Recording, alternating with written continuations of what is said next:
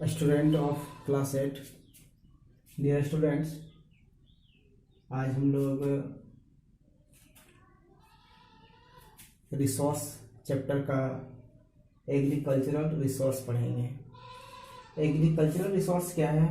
Which are provided by agriculture to me, it is called agricultural resource. All the crops fall in this category of agricultural resource।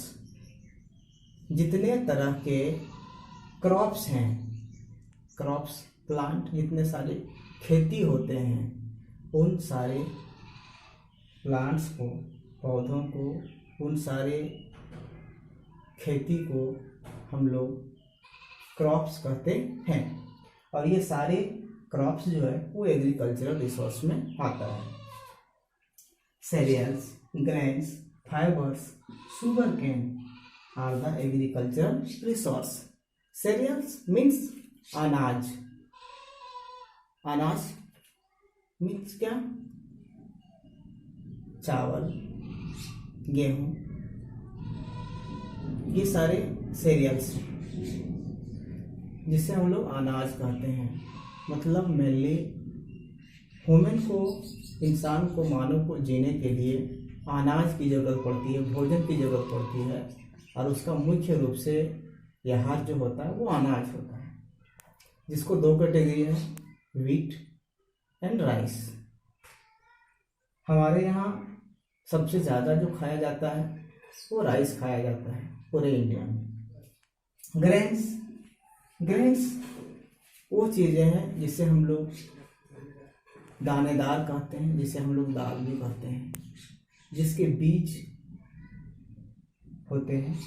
और ये हमारा mainly pulses होता है। जितने तरह के दालें हैं वो ग्रेन से हमें मिलती है। फाइबर्स को हम लोग दूसरे शब्दों में कह सकते हैं धागा, रेशम, जिसकी सहायता से हमारे कपड़े बनते हैं। इसमें मेनली कॉटन प्लांट है, फाइबर्स हमें मिलता है। और हमें सिल्क वार्म से सिल्क मिलता है। इसके अलावा जूट से हमें फाइबर मिलता है। जूट के पहले आप तीनों को बढ़िया से समझें। कॉटन प्लांट क्या है? जिससे हम लोगों को, कॉटन प्लांट से हम लोगों को उसकी रुई मिलता है।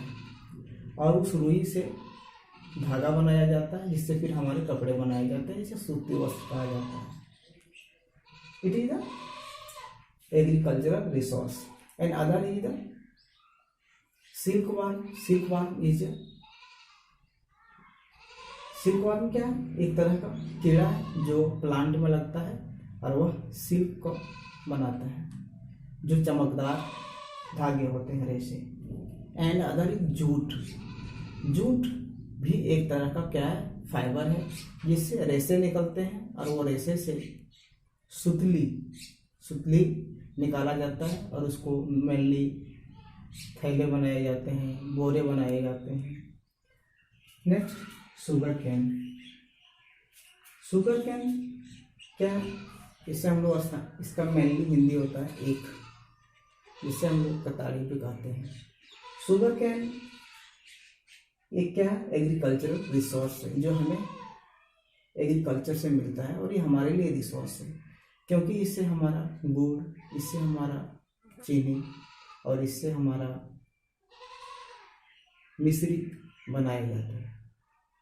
तो dear students, all type of cereals, grains, fibers and sugar are the agricultural resource। And also we have teach that which materials which give me satisfaction or which are useful to us, it is resource। These are agricultural resource because ये सब agriculture से मिलता है। ये सब क्या है? Agricultural resource है। They are very important. They provide food and clothing to us. ये सारे एग्रीकल्चरल रिसोर्स हमारे लिए बहुत आवश्यक हैं, क्योंकि ये हमें मेनली भोजन देता है और हमारे क्लॉथ देता है, कपड़े हम लोग प्रोवाइड करता है। अब हम लोग एग्रीकल्चरल रिसोर्स में अभी जो समस्याएं चल रही हैं उस पर थोड़ी फिर डिस्कस कर लें। फोकस टू बेस्ट रिजल्ट, और अच्छे रिजल्ट्स के लिए एग्रीकल्चर में हमें क्या करनी चाहिए? Better technique in irrigation. हम लोगों को सिंचाई के साधन को बढ़ाने की ज़रूरत है, क्योंकि अभी हमारा जो एग्रीकल्चर है वो about 70% depend on the rainfall. हमारी कृषि जो है वो डिपेंड करता है बरसात पर, और कभी बरसात आता है कभी टाइम पे नहीं आता है। इसे मानसून का जुआ भी कहा जाता है। तो इसीलिए हमें इरिगेशन टेक्नोलॉजी को बढ़ाना पड़ेगा, सिंचाई के साधन को, ताकि अगर सही टाइम पे रेनफॉल नहीं भी हो, बरसात नहीं भी हो, तो हम लोग उसको इरिगेट कर सकें, उसको सिंचित कर सकें, उसमें पानी डाल सकें, और हमारा कृषि जो है वो मानसून का जुआ ना बन करके 100% श्योर हो जाए। नेक्स्ट है बेटर इक्विपमेंट। हम लोगों को एग्रीकल्चर में बेटर इक्विपमेंट लाने की ज़रूरत है। जैसे उसे जुताई करने में आज भी हम लोग हल बैल से कर रहे हैं, तो उसको चेंज करने की टेक्नोलॉजी से उनको करनी चाहिए, जैसे ट्रैक्टर से जुताई करनी चाहिए। इसके अलावा हम लोग खरपतवार भी हाथों से करते हैं, उसको मशीनों से कर सकते हैं।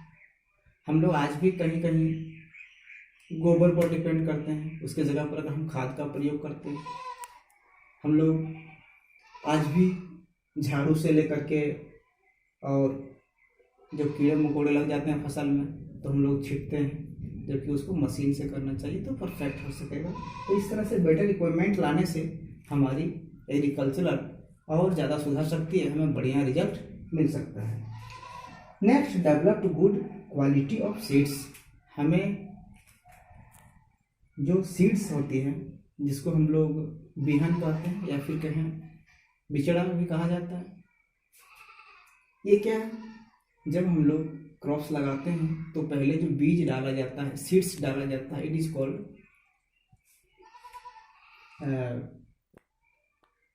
जो पहले सीड्स डाला जाता है उसी को हम लोग बिहन कहते हैं, और वो अच्छी क्वालिटी की होगी तो हमारी क्रॉप्स अच्छी हो पाती है। आइए अब हम लोग नेक्स्ट रिसोर्स के बारे में पढ़ेंगे। यह हमारा एग्रीकल्चरल रिसोर्स था। डियर स्टूडेंट्स, अभी हम लोग एग्रीकल्चरल रिसोर्स के बारे में पढ़ रहे थे। अब हम लोग पास्टोरल रिसोर्स के बारे में पढ़ेंगे, यानी मवेशी, पशु, जानवर is also a resource because they provide us a lot of materials और a lot of also food for us, because you know that our all type of needs are fulfilled by the plants and animals. हमारे भोजन में जितने सारी चीज़ें सम्मिलित हैं उसमें मेनली जानवरों से और प्लांट से मिलते हैं। तो हम लोग अभी प्लांट से देखें कि हमारे सीरियल्स, अनाज भी हमें मिलता है, पल्सेस भी मिलता है, हमें वेजिटेबल भी मिलता है, और हमारे क्लॉथ भी मिलता है। ये सारी चीज़ें हमें मिली थी एग्रीकल्चरल से। अब हम लोग देखते हैं एनिमल्स से हमें क्या मिलता है। Animals resource are the animals which give us milk. हमें एनिमल्स से क्या मिलता है? मेनली ये हमारे लिए रिसोर्स है। क्यों? ये हमें प्रोवाइड करता है। क्या प्रोवाइड करता है? मिल्क। फर्स्ट ऑफ ऑल क्या प्रोवाइड करता है? मिल्क, दूध प्रोवाइड करता है। और दूध से हम लोग दूध को भी करते हैं, दही करते हैं, छेना करते हैं, रसगुल्ला खाते हैं। A lot of material you can make. And also meat. जितने सारे मीट की आवश्यकता है हमारे यहाँ, वो जानवरों से ही हमें फुलफिल होती है। चाहे वो आप जितने तरह के जो मीट खाते हैं, मीट मेनली एनिमल्स द्वारा प्रोवाइड किया जाता है। फर, उसके हड्डियों को भी प्रयोग करते हैं हम लोग। और नेक्स्ट, हाइड, उसके स्किन को लेदर के रूप में हम लोग प्रयोग करते हैं। और these are the called also pastoral resource. ये सब मिला करके क्या करते हैं हम लोग? बनता है पास्टोरल रिसोर्स, यानी यह पशुधन बनता है। एनिमल्स भी हमारे आवश्यकताओं को फुलफिल करने में हम एक रिसोर्स की भूमिका में निभाता है। डियर स्टूडेंट्स, इसके अलावा हमें खेती करने में भी हमें एनिमल्स एक बहुत बड़ा रोल देती है। यानी अभी भी देख रहे हैं आप रूरल एरिया में क्या है, कि हल बैल द्वारा खेती किया जाता है। तो यहाँ पर एनिमल्स को हम लोग प्लगिंग के लिए भी यूज करते हैं। नेक्स्ट आप देखें होंगे कैरिंग लोड्स, बैलगाड़ी चलती है ना, घोड़ा गाड़ी चलता है, टमटम चलता है, आपने ऊँट की सवारी देखा होगा। तो ये सारा क्या है, carrying loads. Animals is used for carrying loads. सामान ढोने के लिए भी जानवरों का प्रयोग किया जाता है। और जब हम लोग कोई भी चीज़ को यूज करते हैं और उससे हमें संतुष्टि मिलता है, सेटिस्फेक्शन मिलता है, तो उसे हम लोग रिसोर्स कहते हैं। So animals is very important resource for me. Thank you. Next video में नए रिसोर्स के साथ मिलते हैं। Okay bye.